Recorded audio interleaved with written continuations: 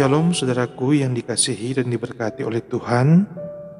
Puji dan syukur kita naikkan kepada Tuhan karena kasih dan kebaikannya selalu kita rasakan dalam kehidupan kita.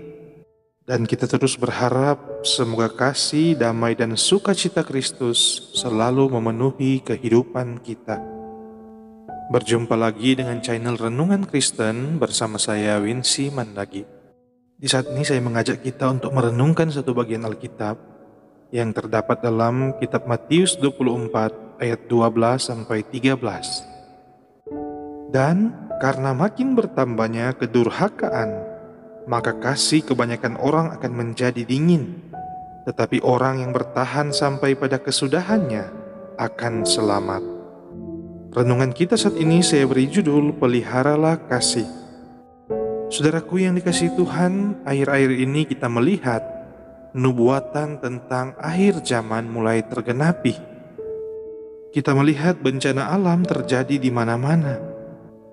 Bangsa-bangsa mulai takut dan bingung menghadapi pandemi virus COVID-19 yang sampai saat ini masih mengancam kehidupan manusia. Bahkan sudah muncul mesias-mesias palsu yang mengajarkan nubuatan-nubuatan yang bertentangan dengan Alkitab. Banyak orang yang menyampaikan penglihatan-penglihatan yang belum dapat diuji kebenarannya. Dan yang paling nampak, banyak orang yang mulai kehilangan kasih. Banyak orang yang mulai mementingkan diri sendiri, mencari keselamatan sendiri, karena ketakutan dan kekhawatiran akan hari esok. Saudaraku yang dikasihi Tuhan, hal inilah yang membuat iman orang percaya mulai goyah. Padahal apa yang kita alami saat-saat ini belum sampai pada kesudahannya. Tetapi firman Tuhan mengajarkan bahwa orang yang bertahan sampai kesudahan akan selamat. Iblis seringkali memanfaatkan ketakutan dan kekhawatiran kita untuk kita menjauh dari Tuhan. Kita melihat pandemi saat ini yang sudah membatasi aktivitas manusia, membatasi aktivitas ibadah, membatasi kita untuk menunjukkan kasih kita kepada sesama, menjadi alat iblis untuk membuat kita menjauh dari Tuhan. Kurangnya waktu kita bersekutu dengan Tuhan membuat kita lebih mementingkan pekerjaan dan aktivitas kita daripada kita mencari hadirat Tuhan. Bahkan iblis membuat kita untuk mementingkan diri sendiri tanpa kita memikirkan orang lain. Manusia berlomba-lomba untuk memperkaya diri sendiri untuk bertahan hidup. Kita sudah melupakan kasih yang merupakan hukum pertama dan terutama dalam kehidupan kita, yaitu mengasihi Tuhan dan mengasihi sesama. Saudaraku yang dikasihi Tuhan, janganlah kita termakan dengan kekhawatiran dan ketakutan akibat situasi yang kita alami saat ini. Tetapi tanda-tanda akhir zaman ini harus membuat kita lebih mendekatkan diri kepada Tuhan dengan cara kita menunjukkan kasih yang ada dalam diri kita. Amsal 21 ayat 21 berkata, "Siapa mengejar kebenaran dan kasih akan memperoleh kehidupan, kebenaran dan kehormatan." Ayat ini mau mengajar kita bahwa ketika kita menghadapi situasi-situasi sulit seperti ini, marilah kita tunjukkan kasih kita kepada Tuhan dan sesama. Banyak dari kita yang bingung apa yang harus kita lakukan di saat sulit seperti ini. Tentunya jawabannya adalah kita harus mengejar kebenaran dan kasih. Karena dengan kasih dan kesetiaan, kesalahan diampuni. Karena takut akan Tuhan, orang menjauhi kejahatan. Amsal 16 ayat 6. Nah saudara, janganlah kita berpikir hal-hal yang terlalu tinggi untuk kita pikirkan dan lakukan. Tetapi marilah kita melakukan hal dasar kekristenan kita, yaitu kasih. Karena kasih mengatur kita untuk menjadi pribadi yang lebih baik. Karena kasih dapat membawa kesempurnaan kita dalam Kristus. Karena Allah adalah kasih, Kristus adalah kasih. Sehingga kita pun anak-anaknya harus mengejar kasih dan kebenaran. Kasih membuat kita rendah hati.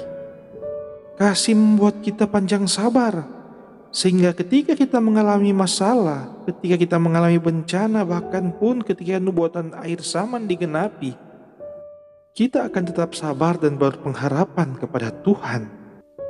Kasih tidak mencari keuntungan sendiri, sehingga kita dapat memikirkan orang lain. Kita dapat saling memberkati dengan orang lain. Tentulah hal-hal seperti ini yang kita butuhkan di saat-saat kita mengalami masa-masa sukar seperti ini. Kita dapat menciptakan persekutuan dengan Kristus, persekutuan bersama-sama dengan orang percaya untuk saling membangun, saling memberkati, saling menopang dalam doa.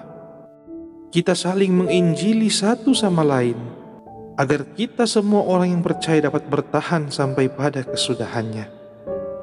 Oleh sebab itu, saudaraku yang dikasihi Tuhan, marilah kita terus berpengharapan kepada Tuhan, pelihara iman kita, dan terutama kasih kita kepada Tuhan dan sesama, agar supaya ketika waktu Tuhan tiba, kita dapat memperoleh mahkota kemuliaan.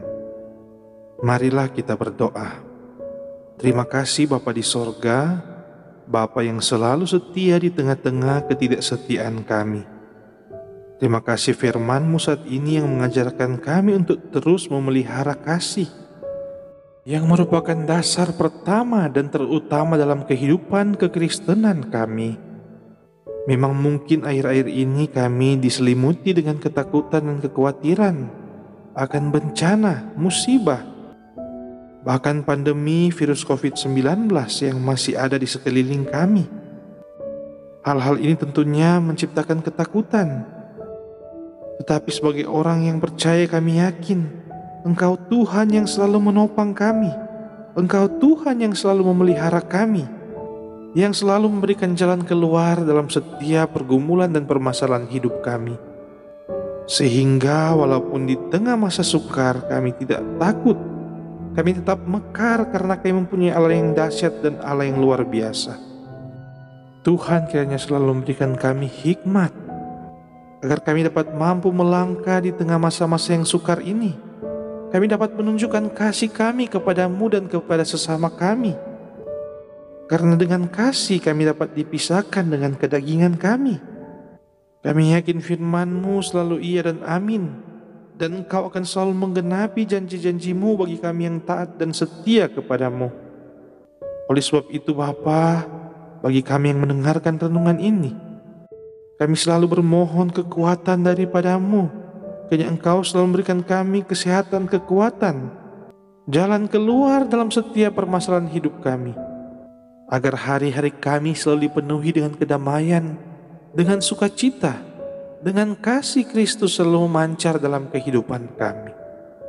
Terima kasih Tuhan, kami yakin penyertaan-Mu selalu sempurna, dan kiranya Engkau pun dapat mengampuni setiap pelanggaran dan dosa yang sering kami lakukan melawan kehendak-Mu. Dalam nama Tuhan kami Yesus Kristus, Juru Selamat kehidupan kami berdoa dan mengucap syukur. Amin. Demikianlah perenungan kita saat ini. Semoga apa yang kita dengar dan renungkan ini dapat memberkati kehidupan kita sekalian. Shalom, Tuhan memberkati.